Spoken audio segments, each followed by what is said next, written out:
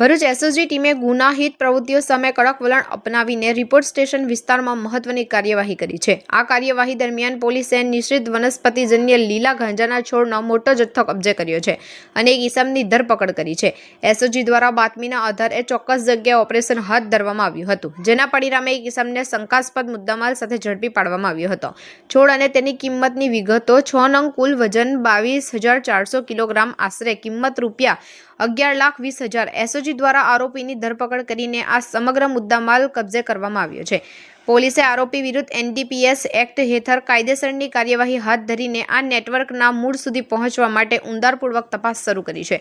ભરૂચ એસઓજીની આ સફળતા જિલ્લામાં નશાના વેપારને અટકાવવા માટેની તેમની પ્રતિબદ્ધતા દર્શાવે છે।